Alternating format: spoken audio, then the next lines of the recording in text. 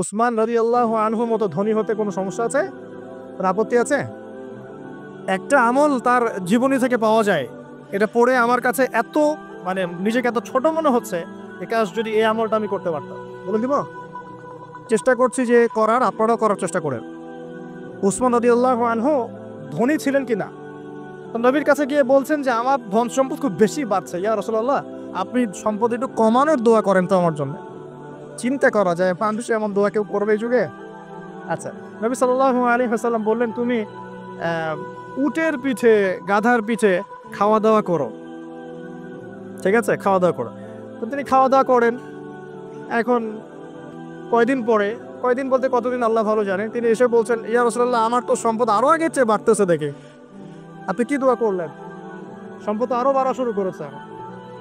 তখন তিনি বলছেন যে তুমি যখন খাও তখন তোমার হাত থেকে যদি খাবার পড়ে যায় তুমি কি করো? তখন তিনি বলেছেন আমি, আমার হাত থেকে খাবার যদি পড়ে যায়, একটা দানাও যদি পড়ে যায়, আমি উটের পিঠ থেকে নেমে সেই খাবারটাকে তুলে পরিষ্কার করে তারপর খাই। উসমান রাদিয়াল্লাহু আনহু এত ধনী মানুষ, তিনি প্রতিবেলায় 100 মানুষকে খাওয়াতে পারেন, কোনো সমস্যা নাই। তিনি একাই তাবুকের যুদ্ধে 30,000 সৈন্যের দায়িত্ব নিয়েছেন। 30,000 সৈন্য 3 মাস যাবে, যাত্রা বিরতি করবে, খাবে দাবে, তাদের ঘোড়া অস্ত্রশস্ত্র সব দায়িত্ব একজন ব্যক্তি বহন করেছেন, ওসমান রাদিয়াল্লাহু আনহু। কত বড় ধনী আপনি চিন্তা করেন। উনার মতো ধনী কোনো পররাষ্ট্রমন্ত্রীও নাই পৃথিবীতে এখন, কোনো বিশ্ব নেতাও নাই ওনার মতো ধনী এখন, কেউই নাই। আর উনি কিন্তু তার এই ধন সম্পদ সুদের মধ্য দিয়ে অর্জন করেন নাই, তার ধন সম্পদ দুর্নীতির মধ্য দিয়ে অর্জন করেন নাই। তার ধন সম্পদ তিনি কিন্তু এই যে অন্যের সম্পদ অন্যায়ভাবে দখল করে অর্জন করেন, তিনি সম্পদ অর্জন করেছেন বৈধ পন্থায়, হালাল ব্যবসা করেছেন নাকি না? এই যে আমল, নবীজি বলছেন যে তোমার আমল যদি এমনই হয় তাহলে তোমাকে আল্লাহ পাক সম্পদ দিবে না, কাকে সম্পদ দিবে? তুমি আল্লাহ পাকের যে সম্পদ, রিজিকের যে শুকরিয়া আদায় করো, কৃতজ্ঞতা প্রকাশ করো যে আল্লাহ আমাকে ভালোবেসে রিজিকটা দিয়েছেন, আমার হাত থেকে পড়ে গেছে, আমি তুলে খাই।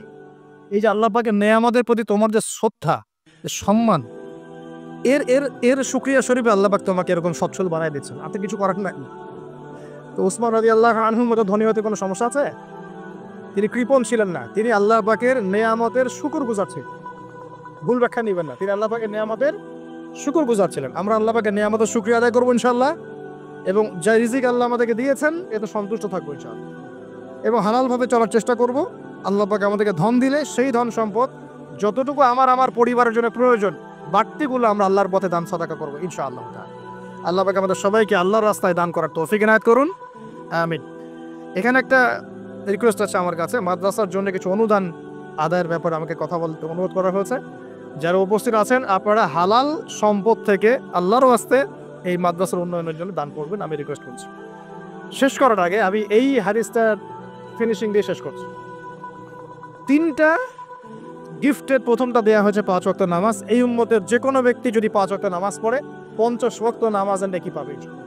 আমরা কি নিয়াত করতে পারি না ভাই যে আমরা 5 ওয়াক্ত নামাজ পড়বো ইনশাআল্লাহ? যে কোনো অবস্থায় নামাজ পড়বো ইনশাআল্লাহ।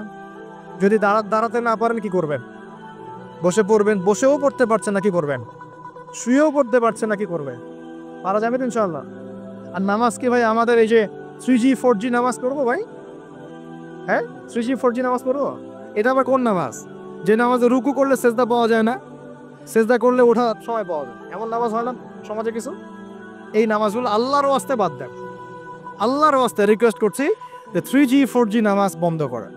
নামাজটা ধীর স্থিরভাবে পড়ার চেষ্টা করেন, নামাজটা বুঝে পড়ার চেষ্টা করেন। নামাজেই আপনি আল্লাহকে পাবেন ইনশাআল্লাহ। যে কোনো সমস্যার সমাধান নামাজেই হবে ইনশাআল্লাহ। সেজদা লম্বা করেন, সেজদায় বেশি বেশি দোয়া করেন, ইনশাআল্লাহ তাআলা আল্লাহ আপনার দোয়া শুনবেন, আল্লাহ আমার দোয়া শুনবেন ইনশাআল্লাহ।